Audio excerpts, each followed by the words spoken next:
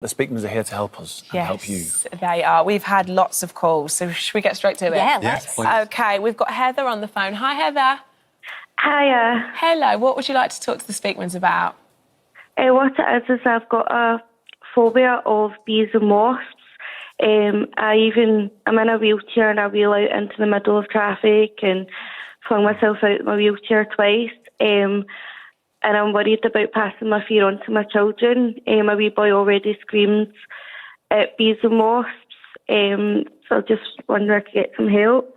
Oh, Heather, I'm so sorry to hear that. That must be so difficult. I think when you're not living with a fear or a phobia, you sometimes don't quite understand how much it impacts life. And you're quite right that, you know, just as our children copy our accent and the way that we speak, they do also copy our behaviours. Now, any phobia is never something that we just acquire. There's always an origin. Do you have any idea how your phobia may have started?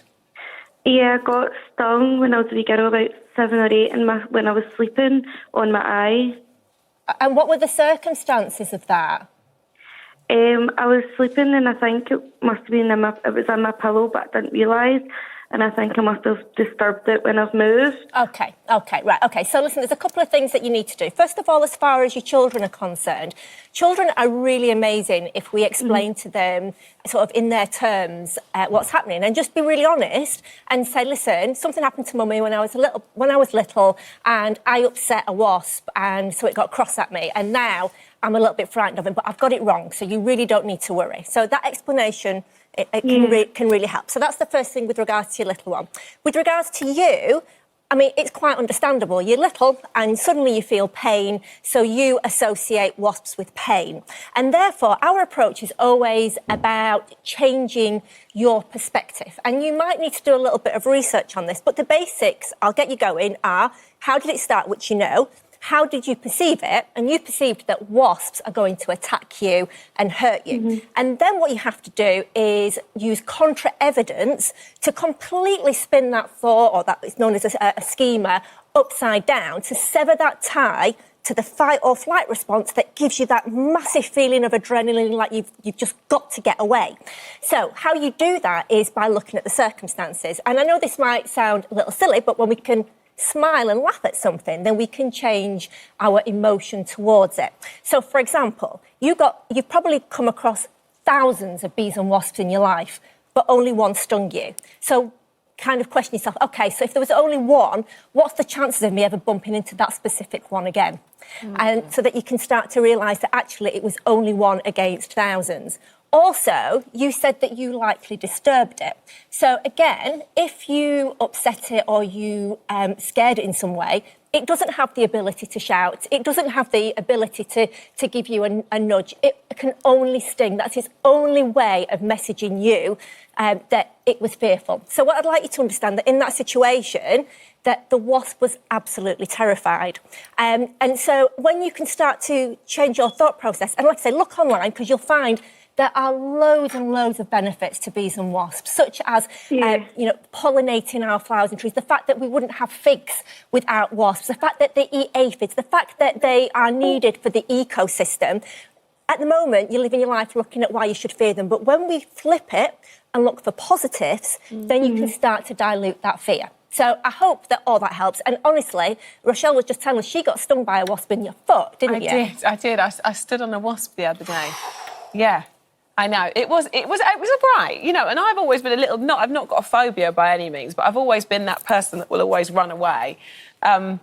It's got to be in your top 3 things. But what I loved about your story, Rochelle, was that you said, what did you do when it stung you? I said, well, this is so funny, because Marv was off with the kids, or he was on a walk, and rather than just pull the wasp out, I quickly took a picture first and then pulled it out, because I thought, he's never going to believe me when I tell him this story when I get back. Well, what's important about that is you stood on the wasp, right? Yeah. And wasps do not sting for no reason. And in the same way, Heather leant on the wasp. But also, it wasn't that horrific that you did anything. The first thing you did was take a photograph of it.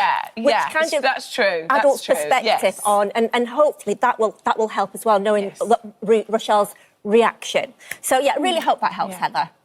Okay, thank you. You're Thanks, most welcome. Heather. Thank you. I've got loads of photos of upturned plugs on my camera roll. Why? Because I hate standing on them. There's nothing Oh worse. my gosh, that is They the one. really those hurt. kind of Or Lego. Really Oh, hurt. Lego Yeah. as well. Right, let's go to Lancashire. Hiya, Samantha. Hi, yeah. Hi. Whereabouts in Lancashire are you, Samantha? I'm in Manchester, Nice. Whereabouts in Manchester? Worsley. Oh, lovely. No words. Just go Sunday drinking in from us, Worsley. yeah. Yeah, some cracking pubs right there. Samantha, you've got a phobia of flying and you're worried it's going to ruin your family holiday. Absolutely, yeah. So I experienced bad turbulence on a flight back from Paris. I told myself that I was never going to fly again, and that was nearly 20 years ago now. I've never been on a flight since, and I just want to take my children away. Oh, I'm so sorry to hear that, Samantha. Well, let's see what we can do here then, please. So can I ask you, before the flight that you had with the bad turbulence, had you flown before and were you okay? Yeah, I've flown many times, and I was absolutely fine. Okay, and what was different about this flight? Was it like a small plane or something like that? Yeah, it was a really small plane. Right, okay. So one thing I'd like you to consider is that a bit like a boat, for example, if you're on a cruise liner and the sea's a bit rough, you won't feel it. Whereas if you're in a small boat and the sea's rough, you will feel it. So the turbulence always feels a lot worse. Right. Does that make sense? Yeah, it does, yeah. Okay, and so the second thing that I want you to consider is what actually went wrong. Did the plane land okay? Yeah, it was absolutely fine, yeah. So if you take the turbulence away, that flight was no different to any of the other flights that you'd had. No. Okay. Now I'd also like to ask you, do you have an issue with enclosed spaces at all? Yeah. Right. Yeah, I'm very claustrophobic. Okay. So when you've been on your previous flights, was that an issue that you're aware of? No, it wasn't, you know. Okay, and why are you claustrophobic? Have you any idea why? That I'm unsure of that as well. I do try and pinpoint where that's come from, but I am unsure. What about your parents? My mum is claustrophobic. Right, okay. So what working this back, your mum's claustrophobic, so you copy her behaviour and you become claustrophobic too, if that makes sense. But obviously, Yeah. because you've got no real reason to be claustrophobic, because we don't know what happened to your mum, you've got to exaggerate, and it's a lot worse than your mum's situation. You're then on a plane, and the flight that you had with the turbulence, because the turbulence feels bad, you potentially at that point want to get off the plane, but you can't because you're trapped in the plane, and therefore the claustrophobia kicks in, which is why that was the worst flight ever, and which is why you've not flown ever since. Right, well. Does that make sense? Yeah, it does, absolutely. Okay, so what I would like you to consider here is the fact that every time you've been on a plane, you've got the safely and you've got back safely, right? So the plane has never done you any harm.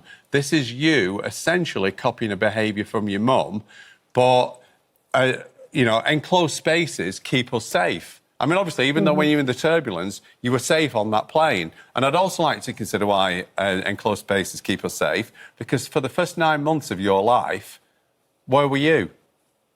Wow, yeah, in the tummy. Right, and that's the most enclosed space that you'll ever get in your life, and that kept you safe. Yeah, I've never really thought about it like that.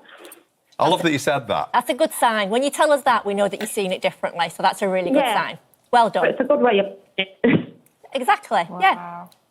Well done. Yeah, good luck, Samantha. Oh, well done. That what you was got- amazing watching you unpick that. I have to say, I'm Yeah, actually great. sat here in awe of you both. That was thank you so incredible. much. It Well, makes turbulence is perfect just bumpy sense. water, isn't it? It's the same course thing. it It's is. bumpy air. That's all it is. And Exactly. when you put into the analogy that an aeroplane's wings can literally fold up and be all right, flying is the safest form of travel. I love flying, and you get used to the turbulence. You Yeah. kind of, oh, here we go, a bit Yeah. bumpy. But like you say, in the same Sometimes way. it's better than the movie. Yeah, in the same way. It's like driving down. It's like driving your car down a cobble street. Exactly. Right? You won't not. choose to do it. That's but what I sometimes always it have to happens, think. yeah. I'm a bit iffy with flying, but I always sort of remember it's just like a bit of gravel and a Exactly. bit, Yeah, fear of all flying it usually is. gets worse when you've had children, by the way. Yes, yeah. Because we're in massive protection mode.